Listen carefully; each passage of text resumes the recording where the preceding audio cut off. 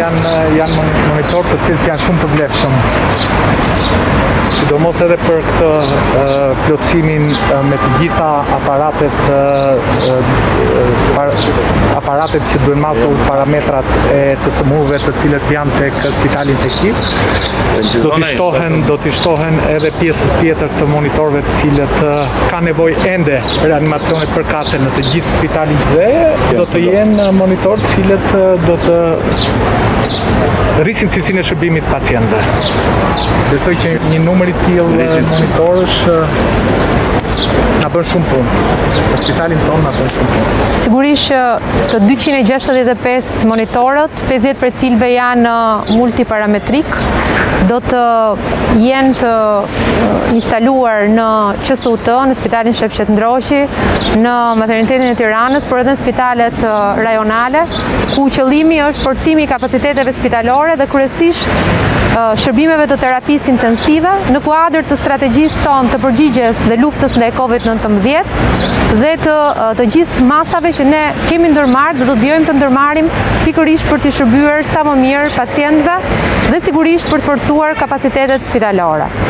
Dy janë elementët e rëndësishëm. E para, strategjia jonë e miratuar nga Komiteti i Ekspertëve,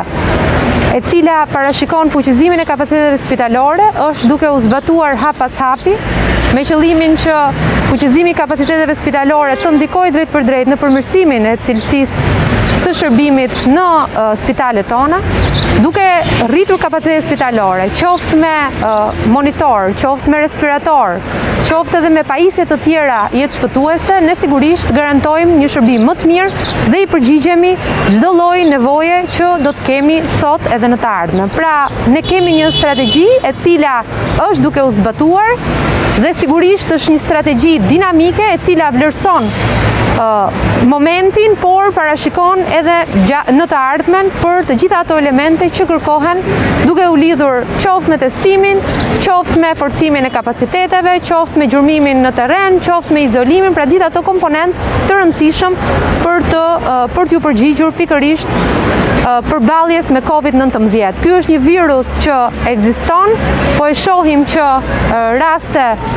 janë duke u identifikuar, një punë e madhe është duke u bërë në terren për të gjurmuar rastet dhe për t'i izoluar ato, një punë eroike po bëhet në spitalin infektiv për të ofruar shërbim sa më të mirë pacientëve të shtruar aty, duke u koordinuar me të gjithë strukturat në QSUT për sa i përket shërbimit të reanimacionit, por ajo çfarë ne vlerësojmë është që nëse do të ketë raste të shtuara të pacientëve që kërkojnë shërbim reanimator, atëherë do të ketë edhe një rihapje të spitalit Shef Qetndroqi. Sigurisht shpresojmë që të mos kemi nevojë, por ne jemi duke u përgatitur. Ndaj edhe ky financimi i qeverisë shqiptare për rritjen e kapaciteteve të pajisjeve biomjekësore, siç janë edhe këto 265 monitorë që i shtohen flotës tonë të pajisjeve, sigurisht do të ndikojnë drejt për drejt në përmirësimin, në rinovimin dhe në rritjen e flotës tonë të makinerive pra që shërbejnë për matjen e parametrave vital, por dhe që janë të domosdoshme pikërisht për ecurinë dhe mbarbajtjen në shërbimet mjekësore, qoftë në QSUT, qoftë në spitalet e tjera të vendit. Edhe një apel për të gjithë qytetarët, secili duhet të udhëheq përmes shëmbullit dhe secili nga ne duhet jap shëmbullin e tij, të parët ne dhe të gjithë të tjerët më pas. Çdo qytetar ka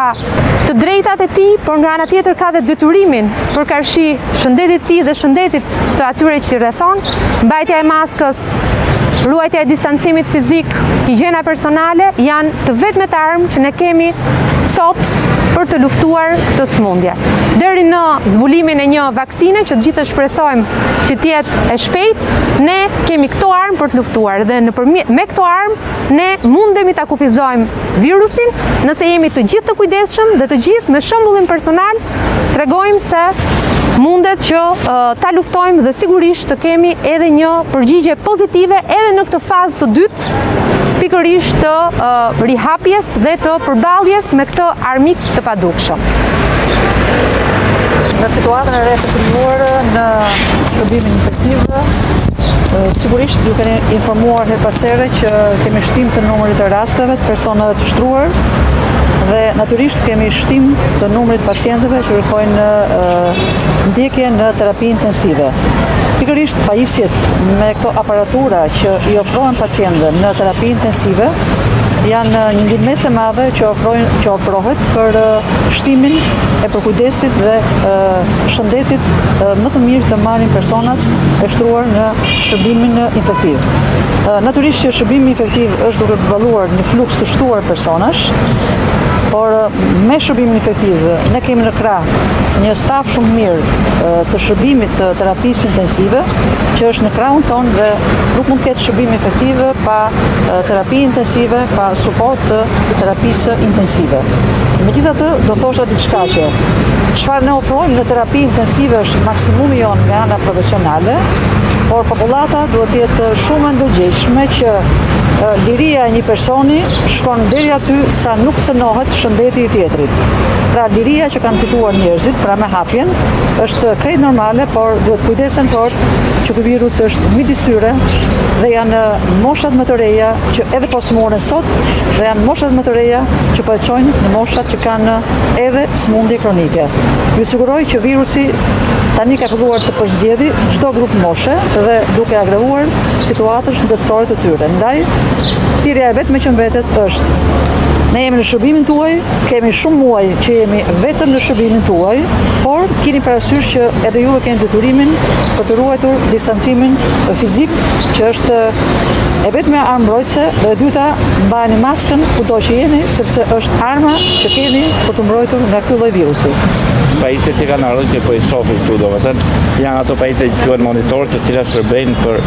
vlerësimin e të dhënave klinike të ka i smuri. Gjitha ato që janë bërë interesimet që kanë ardhur si nga fondi nga buxheti i shtetit, që janë nga Ministria e Shëndetësisë, edhe ato që kanë ardhur me ndihmë organizatave botërore, e plotësojnë në farë mënyrë plotësojnë komplet të sistemin e reanimacionit dhe djegëve të këtyre llojit të smurës. Janë pajisje të shumta që kanë ardhur. Kështu që me këto që kanë ardhur besoj se çdo smurë afërsisht do të ketë një monitor të tillë dhe nuk shërbejnë vetëm për Covidin. Në këtë mënyrë do shërbimet edhe shërbimi cilësor edhe në ato të tjera, në reanimacionet e tjera, në urgjencat, pavionet e tjera.